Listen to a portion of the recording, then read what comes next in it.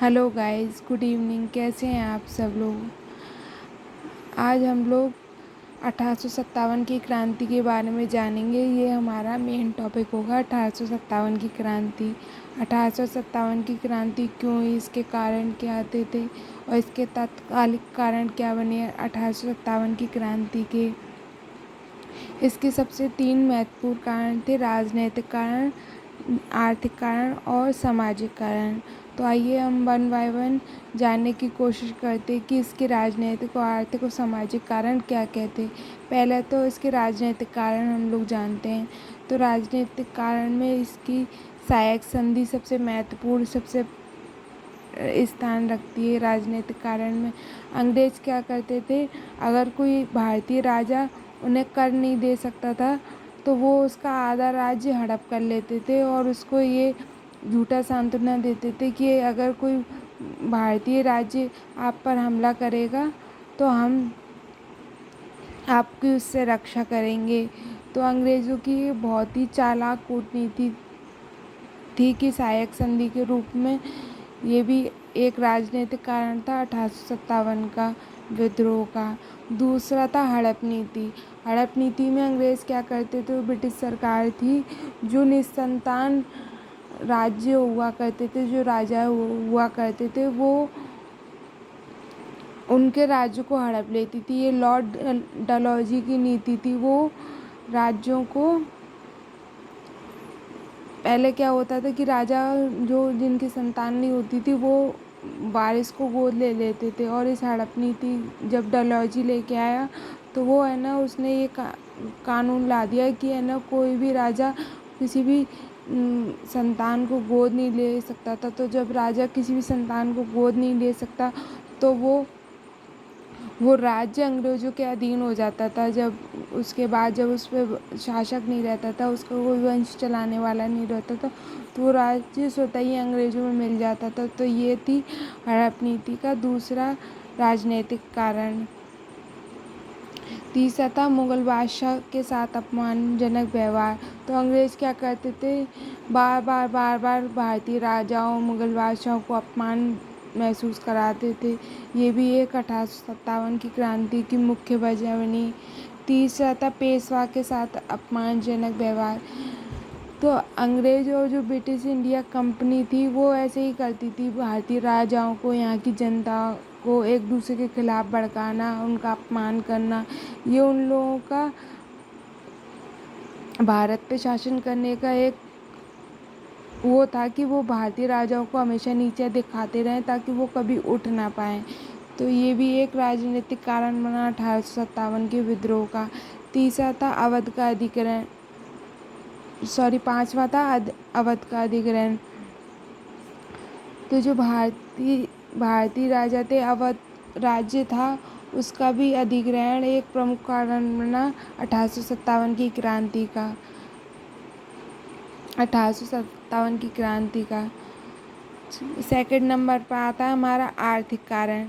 आर्थिक कारण में हमारा सबसे मेन पॉइंट बनता है कि नील की खेती अनिवार्य कर दिया। अंग्रेज़ों ने नील की खेती को अनिवार्य कर दिया। इससे भी जनता में असंतोष पैदा हो गया, क्योंकि यहाँ की मिट्टी नील की खेती के लिए अधिक उपजाऊ है। तो भारतीयों पर ये ज़बरदस्ती ब्रिटिश सरकार ने वो लगाया कि नील की खेती को अनिवार्य कर दिया। सेकंड नंबर पर आता है स्थायी बंदोबस्त, रैयतवाड़ी व्यवस्था, मालवाड़ी बंदोबस्त। ये सब प्रथाएं उस टाइम पे लगाई गई। ये भी एक प्रमुख कारण बनी 1857 की क्रांति का। थर्ड नंबर पे आता है हमारा 1813 का चार्टर एक्ट। भारतीय वस्तुओं और कारीगरों पर कर देना। तो जो 1813 का चार्टर एक्ट आया था, इसमें भारतीय वस्तु, जो भी भारतीय कृषि चीज़ें होती थी, उस पर अंग्रेज़ों ने कर लगा दिया। ये सीमा कर हो गया, एक राज्य से दूसरे राज्य तक ले जाना, अपना किसी सामान को बेचना, इस पे ब्रिटिश इंडिया कंपनी ने अपने मनमाने तरीके से इस पर कर लगाना शुरू कर दिया। ये भी एक प्रमुख वजह बनी 1857 की क्रांति की। थर्ड हमारा आता है सामाजिक कारण। सामाजिक कारण में लोग जागरूक होने लगे अपने हक के लिए। तो ये अपने हक के लिए लड़ने के लिए उनमें थोड़ी जागरूकता आई। वो अंग्रेज़ों से स्वतंत्र होना चाहते थे। तो इसमें सबसे पहले आई सती प्रथा पर प्रतिबंध लगाया गया। तो सती प्रथा पे जब प्रतिबंध लगाया गया तो लोगों और औरतों का शोषण बंद हुआ इससे, सती प्रथा से। तो लोगों के मन में एक डर था, जो भय था स्त्रियों के मन में, वो भी ख़त्म हुआ। सेकंड नंबर पे आता है हमारा 1813 का चार्टर एक्ट। इसके 1813 का चार्टर एक्ट आया। इसमें ईसाई मिशनरियों को भारत में आगमन मिल गया। ये भी 1857 के विद्रोह का एक प्रमुख कारण बना। थर्ड नंबर पे आता है विधवा पुनर्विवाह अधिनियम 1856। ईश्वर चंद्र विद्यासागर के सहयोग से इसको लाया गया। ये बहुत मेन पॉइंट है, ये हर एग्ज़ाम में आता है। आप इसको ध्यान में रखिएगा कि ये 1856 के अधिनियम के द्वारा आया था, ईश्वर चंद्र विद्यासागर द्वारा लाया गया था। ये कुछ हमारे 3 प्रमुख कारण थे 1857 की क्रांति के: राजनैतिक कारण, आर्थिक कारण और सामाजिक कारण। इसका सबसे मेन पॉइंट ये बनता है गाइस, सबसे मेन पॉइंट और सबसे तत्कालिक कारण बनता है गाय के और सूअर के चर्बी युक्त कारतूसों का प्रयोग। ये सबसे मेन कारण बना सैनिकों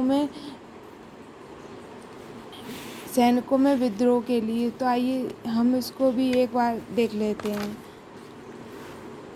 1857 की क्रांति का प्रारंभ तो कहाँ से हुआ था? हमारी 1857 की क्रांति का जो तत्कालिक कारण था, ये मैंने अभी आपको बताया है कि जैसे कि गाय और सूअर के चर्बी भरे कारतूसों का इस्तेमाल इनफील्ड राइफल में अनिवार्य कर देना। ये अंग्रेज ब्रिटिश इंडिया कंपनी की एक बहुत बड़ी चाल थी कि वे भारतीयों को धर्म को बेस्ट करना चाहते थे। ये एक सबसे प्रमुख कारण बना तत्कालिक भारतीय 1857 की क्रांति का। तो क्रांति का प्रारंभ कहाँ से हुआ था गाइस? तो हम देखते हैं। बैराकपुर में विद्रोह की शुरुआत हुई 29 मार्च को मंगल पांडे नाम के सिपाही से होती है। ये एक बैराकपुर जेल थी वहाँ पे 29 मार्च को मंगल पांडे जो थे ना, उनके द्वारा ये क्रांति की शुरुआत हुई। ठीक, इस क्रांति और ये विद्रोह करने के आरोप में मंगल पांडे को 18 अप्रैल को फांसी की सज़ा दी गई। गाइस, ये बहुत मेन पॉइंट है कि मंगल पांडे को फांसी कब दी गई? तो 8 अप्रैल को फांसी दी गई। और इस क्रांति की शुरुआत कहाँ से हुई? तो बैराकपुर से हुई थी। 29 मार्च को मंगल पांडे द्वारा हुई थी। ये दो हमारे बहुत महत्वपूर्ण पॉइंट हैं। इनको आप हमेशा चाहें तो अपनी कॉपी में, नोटबुक में नोट कर लीजिए। ये बहुत ही मेन पॉइंट है, ये हर पेपर में पूछे जाते हैं। ठीक है, अब आगे गाइस, अब आज का वीडियो बस यहीं तक। अब इसके आगे की हम चर्चा कल करेंगे। Bye guys, good night. अपना ख्याल रखिएगा और लाइक और कमेंट ज़रूर करिएगा। अपने कमेंट हमें ज़रूर दीजिएगा ताकि हम आपके सारे कमेंट पढ़ सकें और अपने अंदर सुधार कर सकें। तो आप अपने कमेंट ज़रूर मेंशन कीजिएगा, भले ही लाइक ना करें, कमेंट ज़रूर दीजिएगा अपने कि आपको ये वीडियो कैसा लगा और मैं इसमें क्या क्या सुधार कर सकती हूँ। Thank you guys.